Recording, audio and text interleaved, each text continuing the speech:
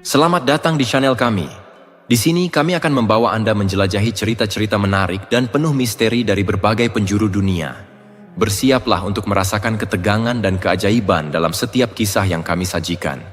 Jangan lupa untuk like, comment, dan subscribe agar Anda tidak ketinggalan cerita seru lainnya. Mari kita mulai petualangan kita hari ini. Malam di lereng Gunung Kawi terasa begitu pekat. Kabut turun perlahan, menyelimuti pepohonan tua yang berdiri seperti penjaga bisu di tengah kegelapan. Di kejauhan, suara serangga malam bercampur dengan gemerisik dedaunan yang tertiup angin. Sesekali, terdengar lolongan anjing yang memecah keheningan, seolah memberi tanda bahwa ada sesuatu yang tak kasat mata sedang mengawasi. Di desa sekitar Gunung Kawi, nama tempat ini tidak hanya dikenal sebagai lokasi wisata, tetapi juga sebagai pusat dari ritual pesugihan yang telah berlangsung selama puluhan tahun. Bagi sebagian orang, pesugihan adalah mitos yang terlalu dilebih-lebihkan. Namun, bagi mereka yang pernah menyaksikan atau bahkan terlibat langsung, pesugihan bukan sekadar cerita rakyat. Itu adalah kenyataan yang mengerikan. Gunung Kawi telah lama dikaitkan dengan kekuatan mistis. Sejak zaman dahulu, orang-orang percaya bahwa tempat ini dihuni oleh makhluk gaib yang bisa memberikan kekayaan kepada siapa saja yang berani melakukan perjanjian. Di beberapa titik di gunung ini, terdapat petilasan dan makam yang sering dijadikan tempat ritual. Salah satu yang paling terkenal adalah makam Mbah Joego dan Raden Mas Iman Swejono, dua tokoh yang dipercaya memiliki kekuatan spiritual tinggi. Konon, para peziarah yang datang bukan sekadar berdoa, tetapi juga melakukan ritual tertentu demi mendapatkan berkah kekayaan. Ada yang hanya membawa sesajen seperti bunga 7 rupa, dupa, dan kemenyan.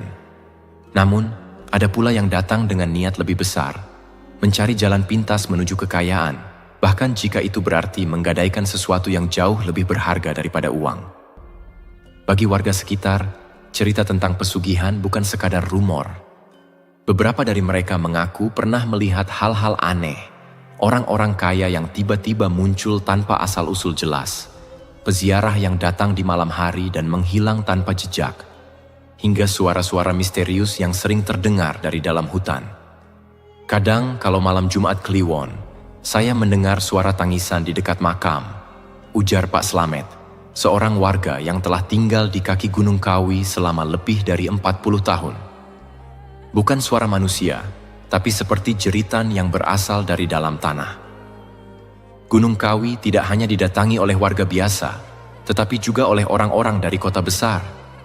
Ada pengusaha yang ingin usahanya melejit, pejabat yang ingin mempertahankan kekuasaannya, hingga artis yang mencari ketenaran. Mereka datang dengan harapan bahwa kekuatan gaib di tempat ini bisa mengubah nasib mereka dalam sekejap. Salah satu kisah yang sering diceritakan adalah tentang seorang pengusaha dari Jakarta yang datang ke Gunung Kawi bertahun-tahun lalu. Ia dikenal sebagai orang yang sederhana, namun beberapa bulan setelah kunjungannya ke gunung ini, kekayaannya melesat drastis. Ia membeli rumah mewah, mobil mahal, dan perusahaannya berkembang pesat. Namun, beberapa tahun kemudian, anak sulungnya ditemukan tewas dalam kondisi mengenaskan. Warga percaya bahwa itu adalah harga yang harus dibayar atas perjanjian yang pernah dibuatnya. Kalau orang sudah ambil pesugihan, mereka nggak bisa mundur begitu saja, kata Bu Ratmi, seorang penjual sesajen di sekitar area ziarah. Awalnya dapat uang, dapat kekayaan, tapi nanti ada gantinya. Bisa nyawa keluarga, bisa kesehatannya sendiri. Tidak semua orang percaya bahwa Gunung Kawi benar-benar menyimpan kekuatan gaib. Beberapa menganggap bahwa pesugihan hanyalah mitos yang berkembang dari cerita-cerita rakyat. Namun, ada pula yang meyakini bahwa di balik kesuksesan instan, ada kekuatan lain yang bekerja. Seorang mantan pelaku pesugihan yang kini memilih hidup dalam kesederhanaan, menceritakan kisahnya. Ia dulunya adalah seorang pria miskin yang putus asa karena terlilit utang. Setelah mendengar tentang pesugihan Gunung Kawi, ia memberanikan diri untuk mencoba. Awalnya, ia hanya diminta untuk melakukan ritual kecil, membakar kemenyan dan membaca mantra. Namun, lama-kelamaan, tuntutannya semakin besar.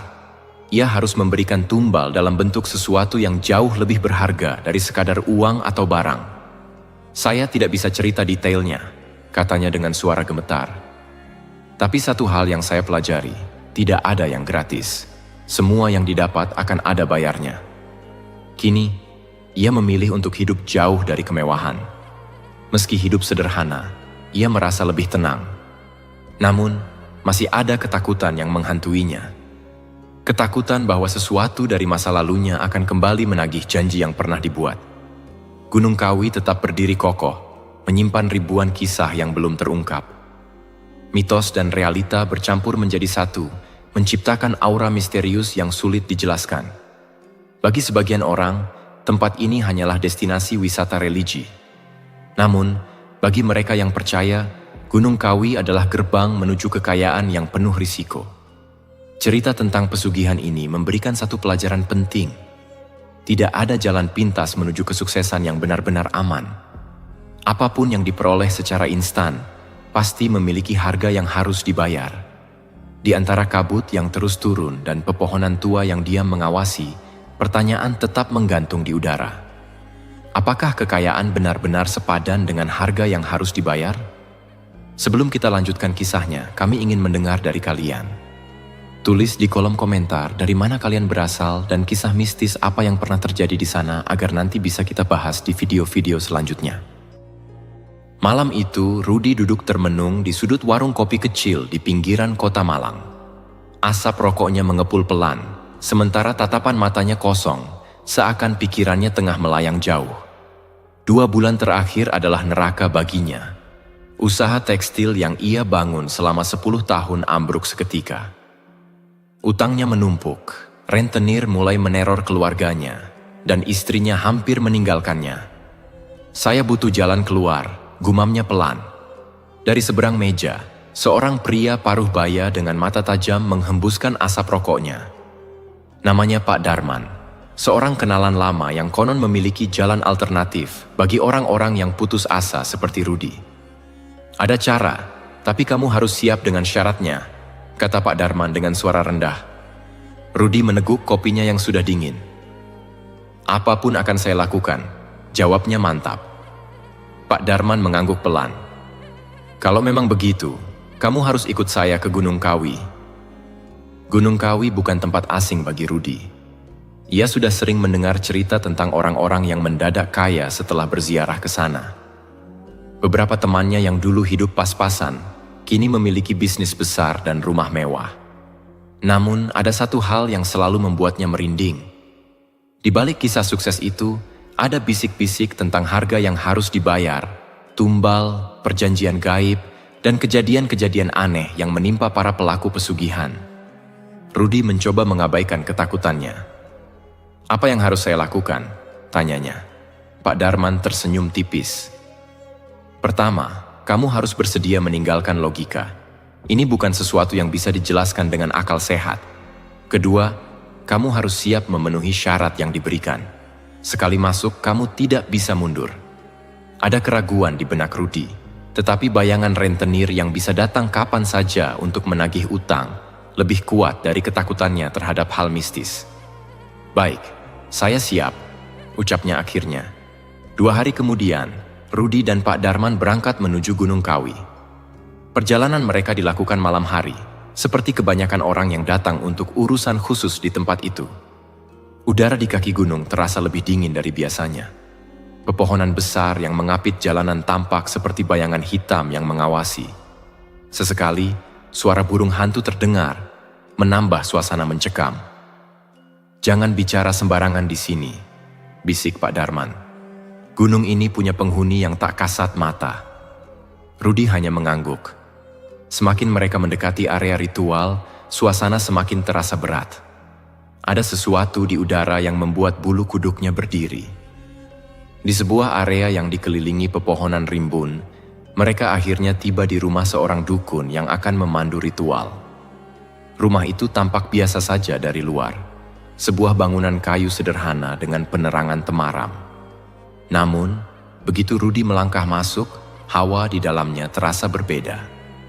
Seorang pria tua berjubah hitam duduk di tengah ruangan. Di hadapannya terdapat sesajen yang terdiri dari bunga 7 rupa, dupa, dan beberapa benda yang tidak dikenali Rudy. "Kau datang untuk meminta kekayaan?" tanya pria itu tanpa membuka matanya. Rudy menelan ludah. "Iya, Pak." Pria tua itu tertawa pelan, lalu membuka matanya yang tajam dan menatap Rudy dalam-dalam. "Kekayaan bukan sesuatu yang datang begitu saja. Apa yang kau siapkan sebagai gantinya?" Malam itu, Rudy mengikuti seluruh instruksi yang diberikan. Ia diminta berendam di sebuah mata air di kaki gunung, mengucapkan mantra tertentu, dan berjanji untuk selalu mengikuti aturan yang diberikan oleh mereka yang akan memberinya kekayaan. "Mulai sekarang hidupmu akan berubah," kata dukun itu setelah ritual selesai. "Tapi ingat, setiap kekayaan ada penebusnya." Rudy merasakan sesuatu yang aneh di dalam dirinya. Seperti ada energi baru yang mengalir, tetapi bersamaan dengan itu, ada juga perasaan takut yang mulai menyelinap. Di perjalanan pulang, Pak Darman menepuk pundaknya. "Kamu sudah mengambil langkah pertama, jangan sampai menyesal." Rudy hanya diam. Di kejauhan, suara lolongan anjing terdengar lagi, seakan mengingatkan bahwa ini baru permulaan dari sesuatu yang jauh lebih besar dan mengerikan. Malam itu, udara di Gunung Kawi terasa lebih berat dari sebelumnya. Kabut turun perlahan, menyelimuti setiap pohon dan bebatuan tua yang berlumut. Di langit, bulan mengintip samar di balik awan tipis, seolah enggan menyaksikan apa yang akan terjadi. Rudy berdiri di depan sebuah altar sederhana yang terbuat dari batu hitam. Bau kemenyan menyengat, bercampur dengan aroma bunga 7 rupa yang tersebar di sekitar area ritual. Cahaya redup dari lilin-lilin yang menyala membuat bayangan-bayangan aneh bergerak di dinding hutan. Di sampingnya, Pak Darman berdiri dengan wajah serius, sementara dukun berjubah hitam yang mereka temui sebelumnya sudah duduk bersila, matanya terpejam rapat. "Kamu siap?" tanya Pak Darman. Rudy menelan ludah. Keraguan sempat menggelayut dalam pikirannya, tetapi ingatan tentang utang, ancaman rentenir, dan kehidupan yang semakin terpuruk menghapus semua ketakutan itu. "Saya siap," jawabnya dengan suara mantap. Dukun itu mulai membaca mantra dengan suara rendah. Kata-katanya terdengar dalam bahasa yang asing, seolah bukan berasal dari dunia ini. Perlahan, suara angin berdesir semakin kencang, membuat dedaunan di sekitar mereka bergetar. Dupa yang dibakar tiba-tiba menyala lebih terang, dan api lilin bergetar meski tidak ada angin yang cukup kuat. Rudy merasakan sesuatu yang aneh di tubuhnya. Jantungnya berdebar lebih cepat, keringat dingin mengalir di pelipisnya, dan bulu kuduknya berdiri tanpa alasan yang jelas. Lalu tiba-tiba dukun itu berhenti mengucapkan mantra dan membuka matanya. Tatapannya tajam, seolah melihat sesuatu di balik kegelapan yang mengelilingi mereka. "Mereka sudah datang," bisiknya. Rudy tidak melihat apa-apa, tetapi ia bisa merasakan keberadaan sesuatu. Udara di sekitar mereka berubah. Suara jangkrik yang sejak tadi memenuhi hutan tiba-tiba lenyap, meninggalkan kesunyian yang menyesakan. Lalu terdengar suara langkah kaki. Bukan suara langkah manusia, lebih berat, lebih pelan. Seperti sesuatu yang besar sedang bergerak di balik pepohonan. Jantung Rudy berdetak semakin cepat. Ia ingin menoleh, ingin melihat siapa atau apa yang datang, tetapi tubuhnya terasa kaku. Kemudian, terdengar suara lain, suara napas berat yang berasal dari arah altar. Dukun itu tersenyum tipis. "Katakan keinginanmu," ucapnya kepada Rudy. Dengan suara bergetar, Rudy menjawab, "Saya ingin kaya, saya ingin usaha saya kembali, saya ingin bebas dari utang." Sunyi. Hening yang begitu mencekam. Lalu suara itu terdengar lagi. Suara napas yang berat, disertai suara geraman rendah yang menggetarkan udara. "Sudah diterima," kata dukun itu. Tiba-tiba, tubuh Rudy terasa lebih ringan. Angin yang tadinya terasa berat kini berhembus lebih lembut, dan suara serangga mulai kembali terdengar. Namun, ada sesuatu yang berbeda. Rudy bisa merasakan bahwa sesuatu telah berubah dalam dirinya. Dukun itu mengambil sebilah pisau kecil dan menyodorkannya kepada Rudy. "Teteskan darahmu di atas altar. Ini tanda bahwa kamu menerima perjanjian ini." Tanpa berpikir panjang, Rudy menggigit bibirnya dan meraih pisau itu. Dengan tangan gemetar, ia menggoreskan ujung pisau di telapak tangannya, membiarkan setetes darah jatuh ke batu hitam di hadapannya. Begitu darahnya menyentuh batu, api lilin tiba-tiba berkedip lebih besar, lalu kembali normal. Dukun itu mengangguk. Mulai sekarang hidupmu akan berubah. Tapi ingat, kamu punya kewajiban. Ada syarat yang harus kamu penuhi. Rudi menatapnya dengan tatapan bingung. Syarat apa? Dukun itu tersenyum samar. Setiap bulan, kau harus memberikan persembahan, sesuatu yang bernyawa. Jantung Rudi mencelos. Ia tidak berani bertanya lebih lanjut. Yang ia tahu, ia sudah masuk terlalu dalam. Pak Darman menepuk pundaknya. Selamat datang di kehidupan barumu. Malam itu, mereka meninggalkan altar dengan perasaan yang berbeda. Rudi merasa lebih ringan, lebih yakin bahwa segalanya akan membaik. Tapi jauh di lubuk hatinya, ada sesuatu yang berbisik pelan. Harga yang harus dibayar belum sepenuhnya ia pahami. 2 minggu setelah ritual di Gunung Kawi, kehidupan Rudi mulai berubah. Usaha tekstilnya yang semula diambang kebangkrutan mendadak bangkit kembali. Pelanggan yang dulu meninggalkannya tiba-tiba kembali, bahkan datang dengan jumlah pesanan yang jauh lebih besar dari sebelumnya. Tak hanya itu, ia mulai mendapatkan proyek-proyek besar dari perusahaan yang sebelumnya tak pernah meliriknya. Dalam waktu singkat, rekeningnya kembali penuh. Ia bisa melunasi utang-utangnya, membeli mobil baru, dan pindah ke rumah yang lebih besar di kawasan elit.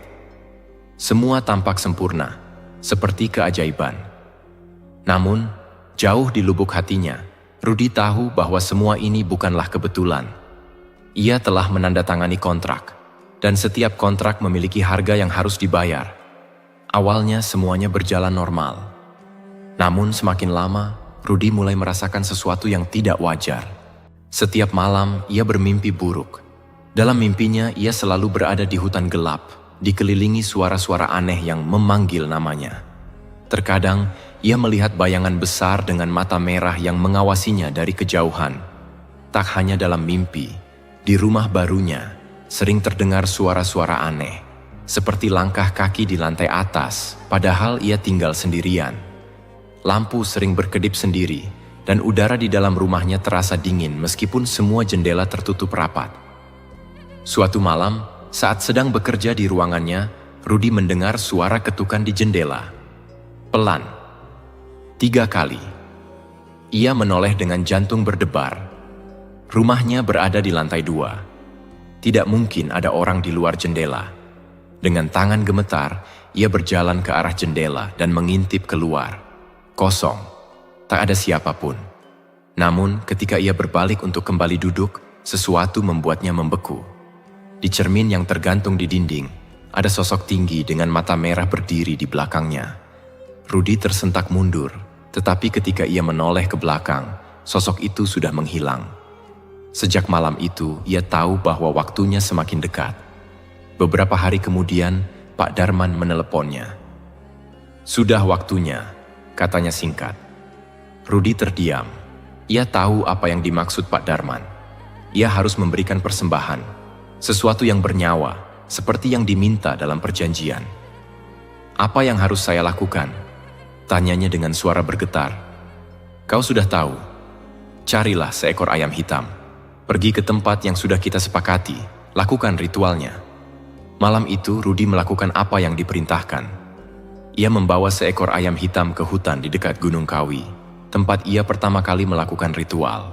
Dukun yang sama sudah menunggunya di sana. Dengan tangan gemetar, Rudi menyerahkan ayam itu. Sang dukun menggumamkan mantra, lalu menyelesaikan ritual dengan cara yang tak bisa diceritakan di sini. Begitu ritual selesai, udara di sekitar mereka terasa lebih ringan. Sudah cukup untuk bulan ini, kata dukun itu. Tapi bulan depan, kau harus kembali.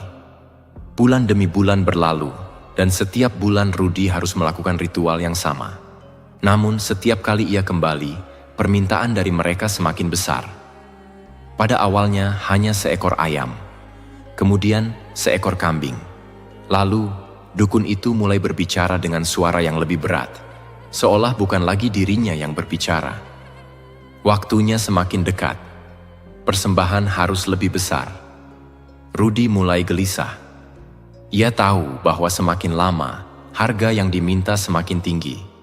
Tapi ia juga tahu bahwa jika ia berhenti, konsekuensinya bisa lebih mengerikan. Lalu suatu malam mimpi buruknya berubah. Dalam mimpinya, ia tidak lagi melihat hutan gelap. Kali ini ia berada di sebuah rumah tua dan di hadapannya berdiri seseorang yang sangat ia kenal. Anaknya yang masih berusia 7 tahun.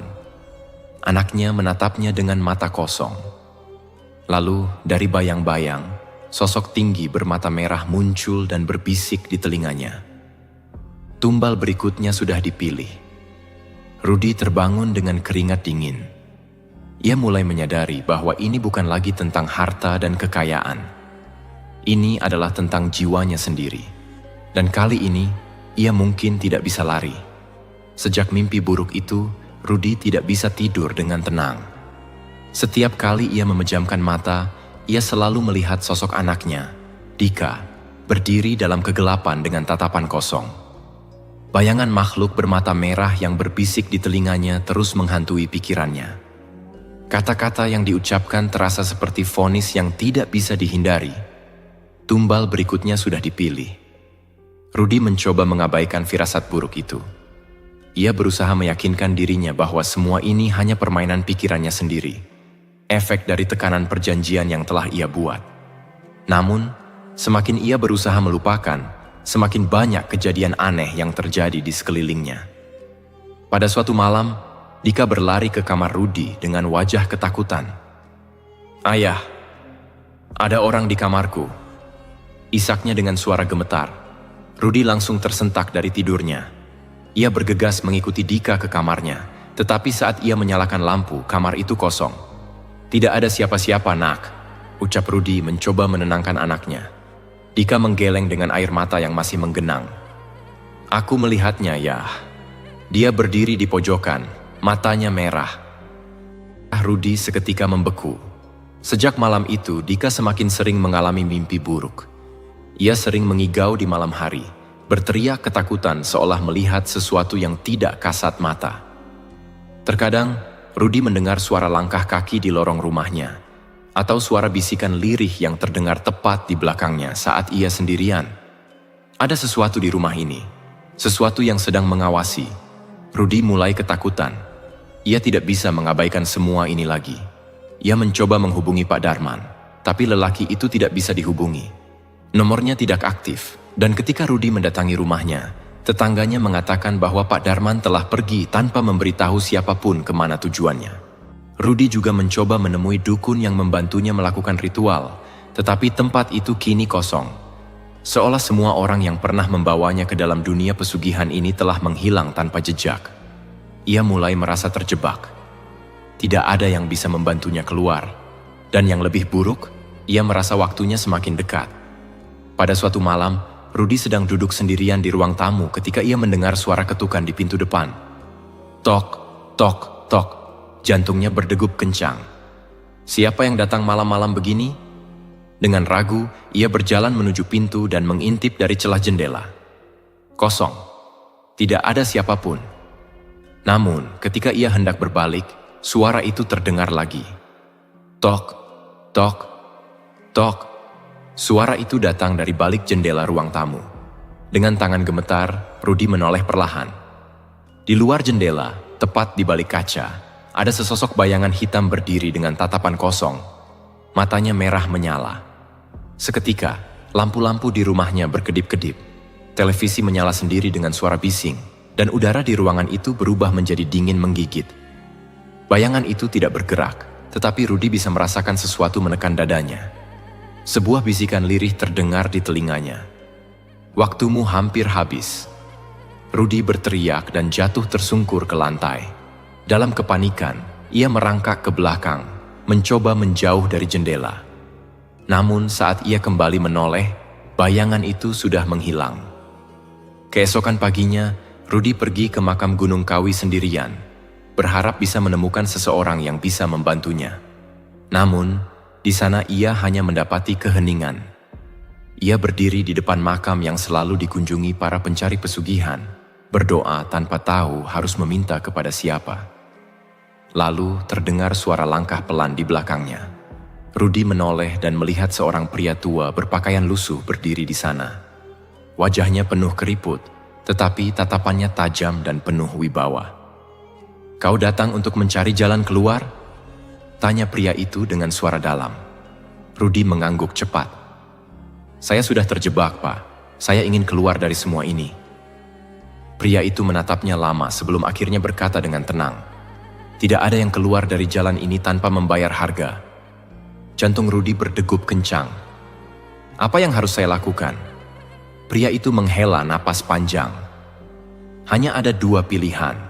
Kau harus menyerahkan tumbal yang sudah dipilih, atau kau sendiri yang harus menjadi gantinya."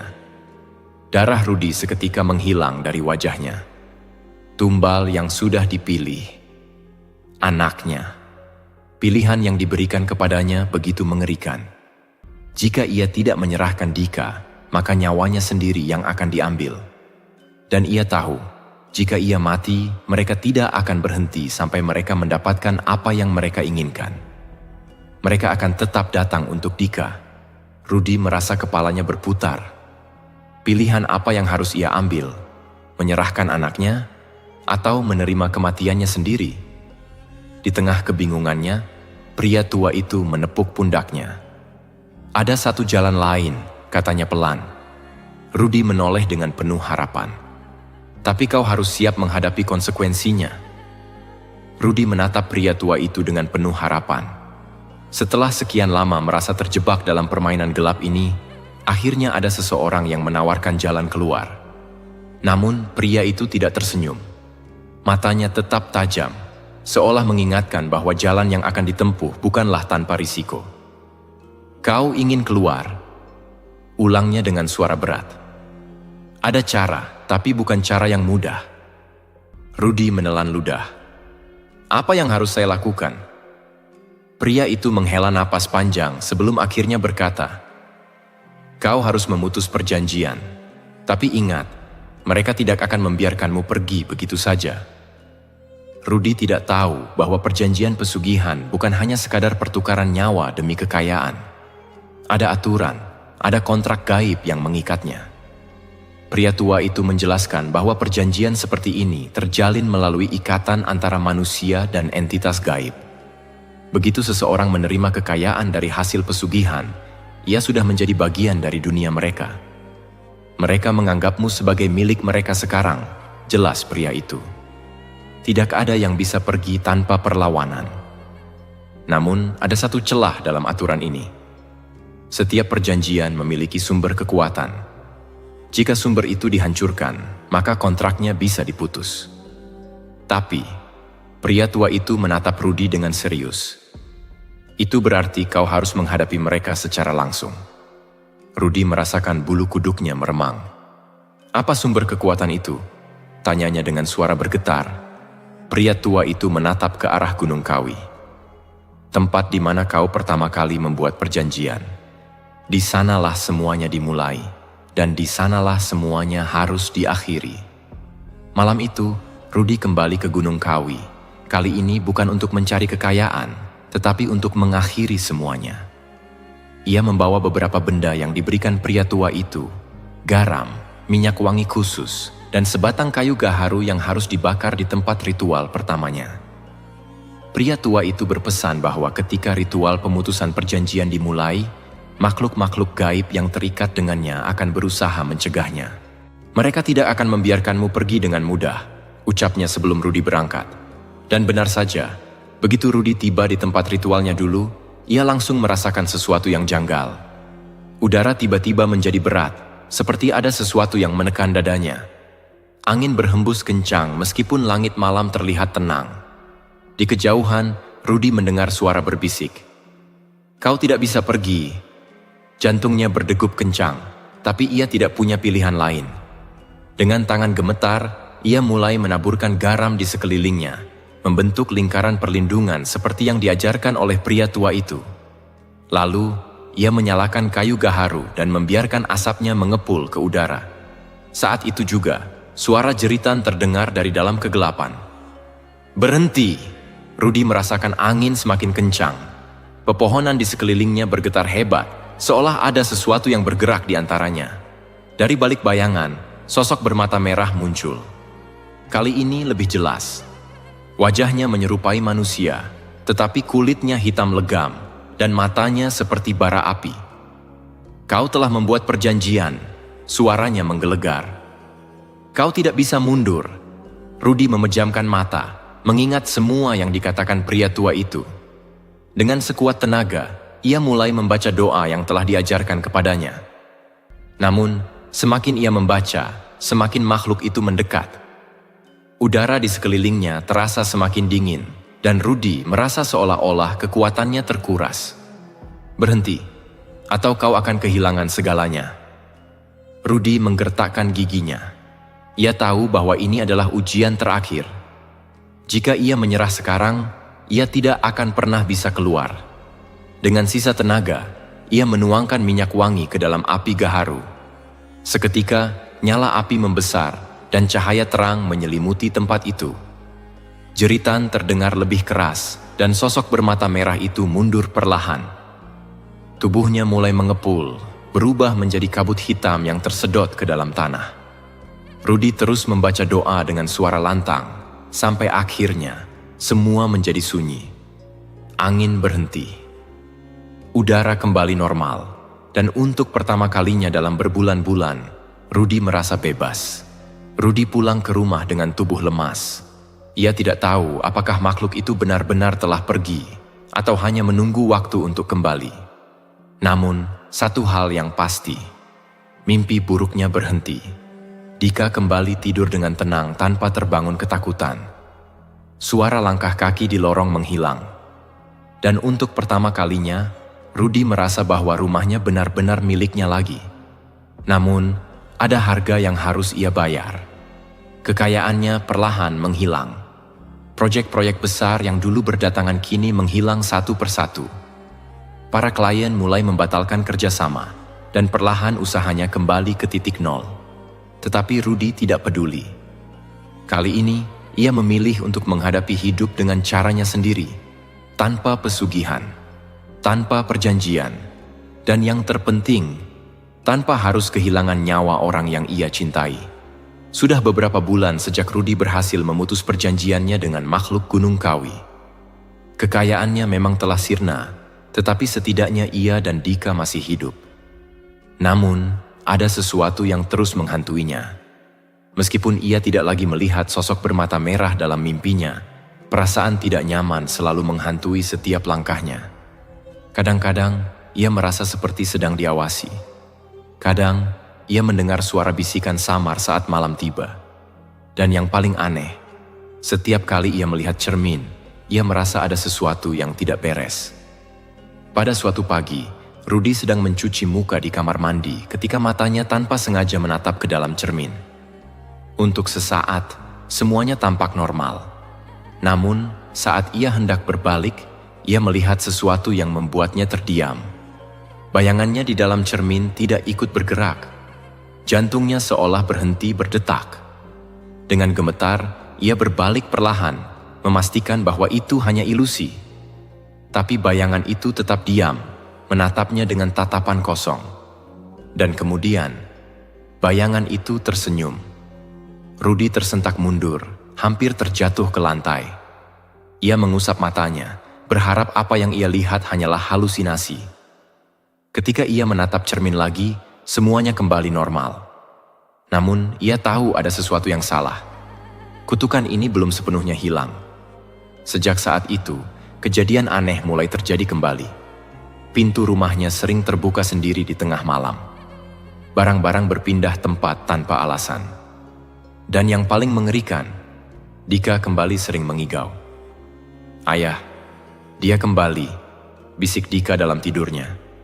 Rudy merasa bulu kuduknya meremang. "Dika, siapa yang kembali?" tanyanya dengan suara pelan. Namun anaknya tidak menjawab. Ia hanya terus mengigau dengan wajah ketakutan. Dan kemudian, dalam tidurnya, Dika berbisik satu kata yang membuat darah Rudy membeku. "Mereka." Ketakutan bahwa pesugihan masih meninggalkan jejak dalam hidupnya membuat Rudy kembali mencari pria tua yang pernah membantunya. Ia pergi ke desa tempat ia pertama kali bertemu dengannya, tetapi tidak menemukan apapun. Tidak ada yang mengenal pria tua itu, seolah ia tidak pernah ada. Putus asa, Rudy mencari informasi lain. Ia mendatangi seorang kiai di daerahnya dan menceritakan semuanya. Setelah mendengar ceritanya dengan seksama, sang kiai menghela napas panjang.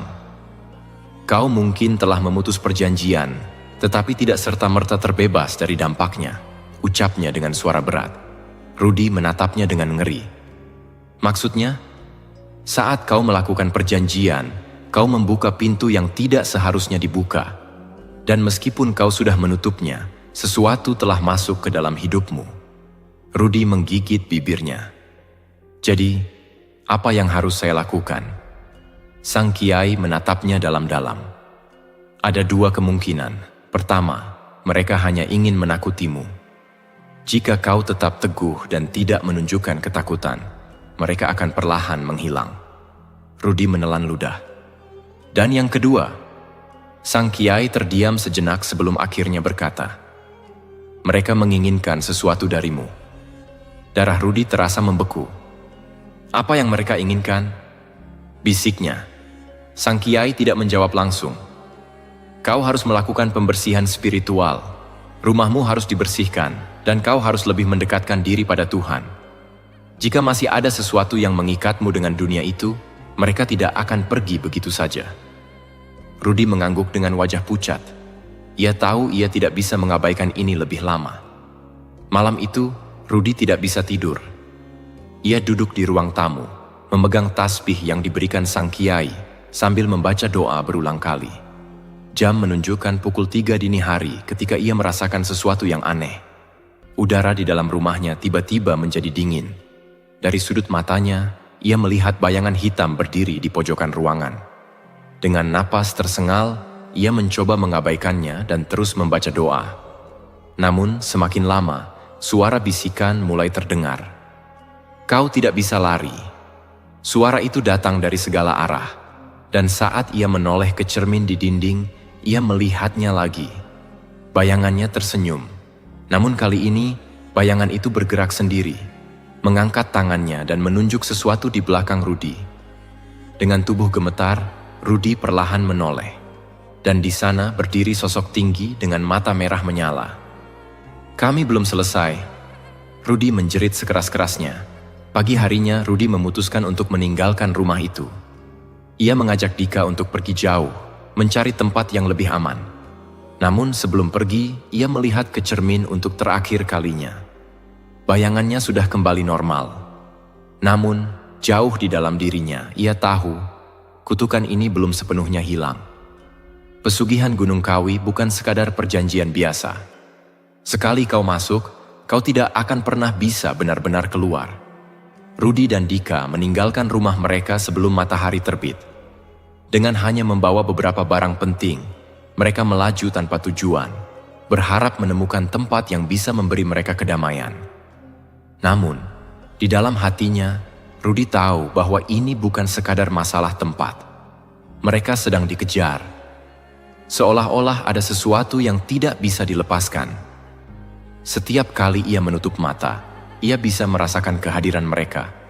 Mengintai dari kegelapan, menunggu saat yang tepat untuk muncul kembali. Dan malam pertama mereka di perjalanan, Rudy menyadari bahwa pelariannya tidak akan semudah yang ia kira. Mereka menginap di sebuah penginapan kecil di luar kota. Tempat itu sederhana, tapi cukup nyaman untuk beristirahat setelah perjalanan panjang. Dika tertidur lebih dulu di ranjang, sementara Rudy duduk di tepi tempat tidur, merenungkan semuanya. Ia mencoba meyakinkan dirinya bahwa keputusan meninggalkan rumah adalah keputusan yang tepat. Tetapi tepat ketika jam dinding berdentang pukul 12 malam, sesuatu yang aneh terjadi. Suara ketukan pelan terdengar dari pintu kamar. Jantung Rudy berdegup kencang. Siapa yang akan mengetuk pintu di tengah malam seperti ini? Ia melirik Dika yang masih terlelap, lalu perlahan berdiri dan berjalan mendekati pintu. "Siapa?" tanyanya dengan suara pelan. Tidak ada jawaban. Ketukan itu berhenti, tetapi tiba-tiba udara di dalam kamar berubah. Dingin. Begitu dingin hingga Rudy bisa melihat napasnya sendiri. Lalu, dari cermin di dinding kamar, ia melihat sesuatu yang membuat tubuhnya membeku. Bayangan itu ada di sana lagi. Kali ini lebih jelas, lebih nyata. Dan yang lebih mengerikan, bayangan itu tidak hanya berdiri. Ia melangkah keluar dari dalam cermin. Rudy tersentak mundur, menabrak kursi di belakangnya. Suara benturan membangunkan Dika yang langsung duduk dengan wajah ketakutan. "Ayah, ada apa?" Namun, Rudy tidak menjawab. Matanya masih terpaku pada sosok yang kini berdiri di sudut kamar. Sosok itu tersenyum. "Kau pikir bisa lari?" Suara itu bukan berasal dari mulut sosok tersebut, tetapi bergema di dalam kepala Rudy. Dengan cepat, ia meraih tangan Dika dan menyeretnya keluar dari kamar, tak peduli bahwa mereka hanya memakai sandal dan piyama. Ia berlari melewati lorong penginapan, menuruni tangga tanpa menoleh ke belakang. Namun, tepat ketika mereka mencapai pintu keluar, sesuatu menghantam tubuh Rudy dengan kekuatan luar biasa. Ia terjatuh ke lantai, napasnya tersengal. Di depannya, bayangan hitam itu berdiri, matanya menyala merah seperti bara api. "Kami sudah menunggu." Dengan sisa tenaga, Rudy bangkit dan menarik Dika menuju mobil. Ia menginjak pedal gas sekuat tenaga, membuat mobil melesat keluar dari penginapan tanpa melihat ke belakang. Jalanan gelap membentang di depan mereka, hanya diterangi oleh lampu mobil.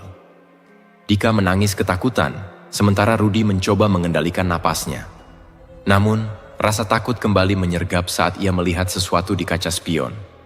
Sosok itu berlari di belakang mobil mereka. Dan yang lebih mengerikan, ia semakin mendekat.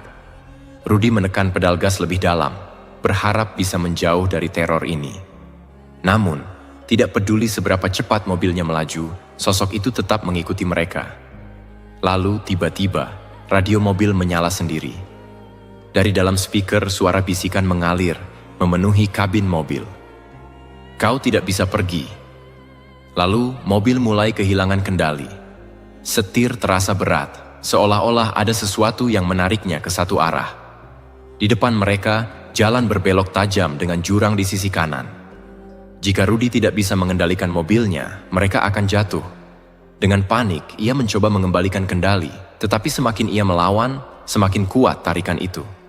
Saat itu, ia hanya bisa melakukan satu hal, berdoa. Dengan suara lantang, ia mulai membaca doa yang pernah diajarkan oleh Kiai. Dika ikut menangis dan berdoa bersamanya. Dan tiba-tiba, semuanya berhenti. Setir kembali normal. Radio mati. Dan saat Rudy melihat ke kaca spion lagi, sosok hitam itu sudah tidak ada. Dengan napas tersengal, ia menepi di pinggir jalan. Tangannya gemetar, dadanya naik turun. Dika memeluknya erat, tubuhnya masih gemetar ketakutan. Rudy tahu bahwa ini belum berakhir, tapi untuk saat ini, mereka selamat. Setelah beberapa jam berkendara tanpa tujuan, Rudy akhirnya sampai di rumah seorang sahabat lama yang juga seorang pemuka agama. Tanpa banyak bertanya, sahabatnya itu menerima mereka dan langsung mengadakan doa bersama untuk melindungi mereka. Namun dalam hati Rudy, ia tahu bahwa hanya doa saja mungkin tidak cukup. Ada sesuatu yang masih mengikatnya dengan dunia gaib. Dan selama ikatan itu masih ada, ia tidak akan pernah bisa benar-benar bebas. Setelah malam penuh teror itu, Rudy dan Dika menghabiskan waktu di rumah sahabat lamanya, Ustadz Mahfud, seorang tokoh agama yang cukup dihormati di daerahnya. Selama beberapa hari, Ustadz Mahfud melakukan berbagai doa dan ritual pembersihan spiritual di rumahnya. Rudy dan Dika pun ikut serta dalam setiap doa yang dipanjatkan. Namun, meskipun suasana di rumah itu terasa lebih tenang, Rudy masih menyimpan rasa takut. Ia tahu bahwa ini belum sepenuhnya berakhir, dan ia benar. Mereka masih mengawasi. Malam itu, Ustadz Mahfud memanggil Rudy untuk berbicara secara pribadi. "Aku sudah melihat banyak orang yang tersesat di jalan ini," ujar sang ustaz dengan suara berat. "Sebagian besar tidak bisa kembali, tapi kau masih diberi kesempatan." Rudy hanya menunduk, merasa malu dan bersalah. "Aku akan jujur padamu, Rudy," lanjut Ustadz Mahfud. "Kutukan ini tidak akan berakhir hanya dengan doa. Kau harus mencari akar permasalahannya." Rudy menatapnya dengan bingung. "Maksudnya, Ustadz? Apa kau sudah benar-benar jujur tentang semua yang terjadi?" Pertanyaan itu membuat Rudy terdiam. Ia merasa sudah menceritakan semuanya. Tentang perjanjiannya dengan makhluk Gunung Kawi, tentang tumbal, tentang mimpi-mimpi buruk yang terus menghantuinya. Namun, ada satu hal yang selama ini ia pendam, dan ia sadar inilah saatnya untuk mengaku. Dengan suara bergetar, Rudy akhirnya berkata, "Saya melakukan sesuatu yang lebih buruk dari sekadar perjanjian." Ustadz Mahfud menatapnya tajam. "Apa yang kau lakukan, Rudy?" Rudy menelan ludah. Ia tahu bahwa setelah ini tidak ada jalan untuk kembali. "Sebelum saya menerima kekayaan dari pesugihan, saya harus memberikan sesuatu sebagai tanda pengorbanan." Ustadz Mahfud tetap diam, menunggu Rudy melanjutkan. Dan akhirnya, dengan suara bergetar, Rudy berkata, "Saya telah mengorbankan seseorang." Air mata mulai mengalir di wajah Rudy. "Itu terjadi beberapa tahun lalu," lanjutnya. "Saat saya datang ke Gunung Kawi, saya diberi pilihan, memberikan sesuatu yang sangat saya cintai atau mengorbankan seseorang yang tak bersalah." Rudy terisak. "Saya takut kehilangan keluarga saya, jadi saya memilih jalan yang lebih mudah. Saya mengorbankan seorang gelandangan yang saya temui di perjalanan." Ustadz Mahfud menghela napas panjang. "Dan setelah itu, kau mendapat kekayaanmu?" Rudy mengangguk. "Awalnya saya mencoba menenangkan hati saya sendiri. Saya berpikir, orang itu tidak memiliki siapa-siapa, tidak ada yang akan mencari atau merindukannya. Tapi saya salah." Rudy terdiam sejenak sebelum melanjutkan. "Beberapa bulan setelah pesugihan itu berhasil, saya mulai melihatnya dalam mimpi saya. Wajahnya, matanya yang penuh ketakutan. Saya tidak bisa melupakan ekspresinya saat itu." Ustadz Mahfud menatap Rudy dengan ekspresi sedih. "Kau tahu, Rudy, ada satu hal yang harus kau pahami. Doa dan pembersihan spiritual tidak bisa menghapus dosa sebesar ini. Kau telah mengambil nyawa seseorang, dan selama arwahnya belum mendapatkan keadilan, kau tidak akan bisa bebas." Rudy terisak semakin keras. "Apa yang harus saya lakukan, Ustadz?" Sang Ustadz menghela napas berat. "Kau harus menebusnya." Malam itu, Ustadz Mahfud menjelaskan bahwa satu-satunya cara untuk benar-benar melepaskan diri dari kutukan ini adalah dengan mencari tahu tentang orang yang telah ia korbankan. "Ruhnya mungkin masih terperangkap di dunia ini," kata sang Ustadz. "Jika benar demikian, maka kau harus membantunya menemukan ketenangan." Rudy mengangguk. Ia tahu bahwa ini tidak akan mudah, tetapi jika ini satu-satunya cara untuk menyelamatkan dirinya dan Dika, maka ia harus melakukannya. Dengan tekad baru, ia mulai mencari informasi tentang pria yang telah ia korbankan. Meskipun pria itu adalah seorang gelandangan, Rudy ingat betul wajahnya. Ia juga masih mengingat lokasi terakhir tempat ia bertemu dengannya. Sebuah jalan kecil di dekat pasar tua di kota asalnya. Pagi itu, dengan hati berdebar, Rudy kembali ke tempat itu. Sesampainya di lokasi, Rudy mulai bertanya kepada beberapa pedagang lama yang mungkin masih mengenal pria itu. Akhirnya seorang pria tua memberikan petunjuk yang mengejutkan. "Oh, kalau yang kau maksud pria tua yang sering duduk di pojokan pasar itu, namanya Pak Rono," ujar pria itu. Rudy merasakan jantungnya berdebar. "Pak Rono?" "Iya, dia dulu sering datang ke sini. Katanya dia punya anak, tapi anaknya tidak pernah mengakuinya. Dia sering berbicara sendiri, mengatakan bahwa ia ingin meminta maaf pada anaknya sebelum meninggal." Rudy merasa tubuhnya lemas. "Anaknya?" Pria itu mengangguk. "Entahlah siapa anaknya, tapi seingatku ia selalu menyebut nama Budi atau Rudy. Sesuatu seperti itu." Dunia terasa berhenti berputar. Nama itu, Rudy. Terasa membeku saat satu kenyataan mengerikan menghantamnya. Pria yang ia korbankan mungkin adalah ayah kandungnya sendiri. Rudy hampir tidak bisa berdiri. Ia merasa kakinya gemetar, tubuhnya lunglai. Selama ini, ia tidak pernah tahu siapa ayah kandungnya. Ia dibesarkan oleh ibunya seorang diri, dan ibunya selalu menghindari pembicaraan tentang ayahnya. Dan sekarang, sebuah kebenaran yang lebih buruk dari mimpi buruk manapun telah terungkap. Ia telah mengorbankan pria yang mungkin adalah ayahnya sendiri. Itulah alasan mengapa makhluk-makhluk itu tidak pernah berhenti mengejarnya. Itulah alasan mengapa ia tidak bisa benar-benar terbebas. Kutukan ini bukan sekadar dari makhluk gaib. Ini adalah kutukan darah. Dengan tangan gemetar, Rudy menyadari bahwa tidak ada lagi cara untuk melarikan diri. Jika yang dikorbankannya adalah ayah kandungnya, maka tidak ada pengampunan yang cukup untuk membebaskannya. Ia harus menghadapi konsekuensi yang nyata. Dan mungkin, untuk pertama kalinya dalam hidupnya, ia harus benar-benar menebus kesalahannya dengan cara yang benar. Namun, bagaimana caranya? Dan, apakah ia masih memiliki waktu? Rudy duduk terdiam di dalam mobilnya, tangannya mencengkeram kemudi dengan gemetar. Pikirannya berkecamuk, berusaha mencerna kenyataan yang baru saja ia temukan. Pak Rono, pria yang ia korbankan, adalah ayah kandungnya sendiri. Tubuhnya terasa lemas, nafasnya berat, seakan udara di sekitarnya menghilang. Bagaimana mungkin selama ini ia tidak tahu? Bagaimana mungkin ia telah melakukan dosa sebesar ini? Dika duduk di kursi sebelahnya, masih dalam keadaan bingung. Ia tak sepenuhnya mengerti apa yang terjadi, tetapi bisa merasakan beban yang menekan ayahnya. Ayah, kita harus bagaimana? Suara Dika memecah kesunyian. Rudy menutup matanya sejenak, lalu menarik napas dalam-dalam. Kita harus menyelesaikan ini, gumamnya. Aku harus menebus dosaku. Dengan hati yang berat, Rudy kembali menghubungi Ustaz Mahfud dan menceritakan semuanya. Sang Ustaz hanya terdiam lama sebelum akhirnya berkata, "Satu-satunya cara agar kau benar-benar terbebas adalah dengan meminta maaf secara langsung kepada ruh ayahmu. Kau harus kembali ke Gunung Kawi." Darah Rudy terasa membeku. Gunung Kawi, tempat di mana semuanya dimulai. Tempat di mana ia membuat kesepakatan terkutuk itu. Namun, ia tahu bahwa ini adalah satu-satunya cara.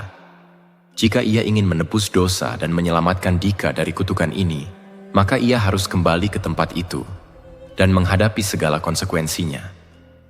Malam itu juga, Rudy dan Dika berangkat menuju Gunung Kawi. Hatinya dipenuhi ketakutan. Namun, lebih dari itu, ia ingin menebus kesalahannya. Ia harus menyelesaikan ini. Sesampainya di Gunung Kawi, suasana terasa lebih mencekam daripada sebelumnya. Kabut tebal menyelimuti area sekitar, membuat pohon-pohon besar tampak seperti bayangan raksasa yang mengintai. Rudy menggenggam tangan Dika erat saat mereka menaiki anak tangga menuju tempat ritual. Setibanya di puncak, angin bertiup kencang. Dan di sanalah, di tengah lingkaran batu hitam yang dulu menjadi tempat ia melakukan perjanjian, ia melihat sosok itu. Seorang pria tua duduk bersila dengan kepala tertunduk. Rudy menahan napas. Itu dia. Perlahan sosok itu mengangkat wajahnya. Dan saat mata mereka bertemu, tubuh Rudy bergetar hebat. Mata itu, mata yang ia lihat di dalam mimpi buruknya selama bertahun-tahun. Pak Rono menatapnya dengan pandangan kosong. Namun di balik kekosongan itu, ada kesedihan yang mendalam. Rudy berlutut, air mata mengalir di pipinya.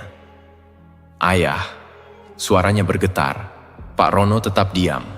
Rudy mencengkeram tanah di hadapannya. Rasa bersalah menghancurkan seluruh pertahanannya. "Ayah, aku tidak tahu. Aku tidak tahu kalau itu ayah. Aku telah melakukan dosa yang tak terampuni." Isaknya pecah di udara malam. "Aku tidak meminta pengampunan. Aku hanya ingin ayah tahu bahwa aku menyesal. Aku rela melakukan apa saja agar arwah ayah bisa tenang." Pak Rono masih diam, tetapi udara di sekitar mereka mulai berubah. Sebuah bisikan halus terdengar di telinga Rudy. "Kau mengorbankanku untuk dunia. Sekarang, kau harus mengorbankan duniamu untuk menebusnya." Rudy mengangkat kepalanya. Apa maksudnya?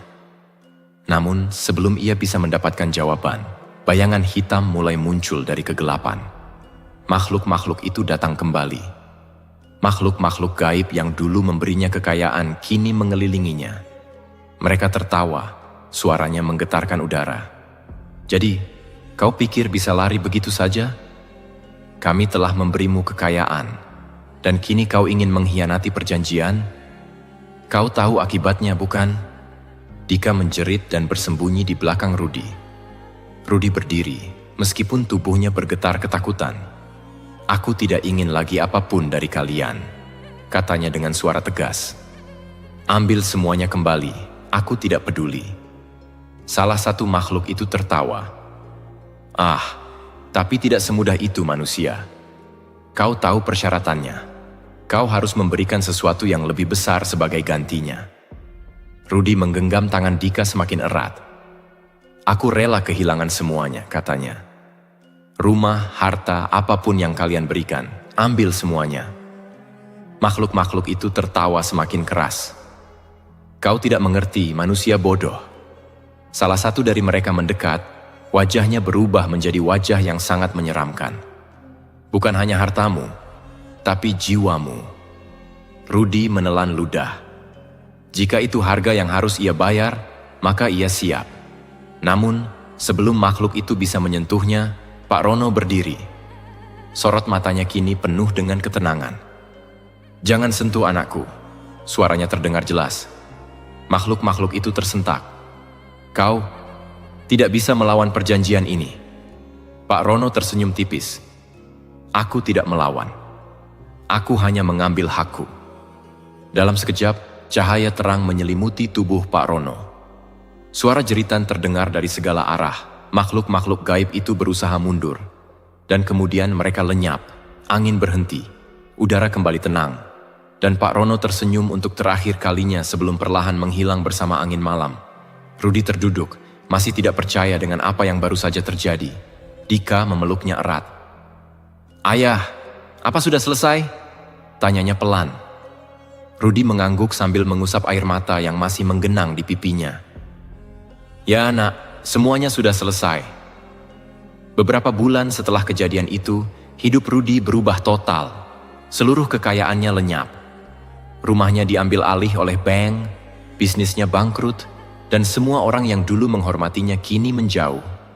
Namun anehnya, ia merasa lebih damai dari sebelumnya.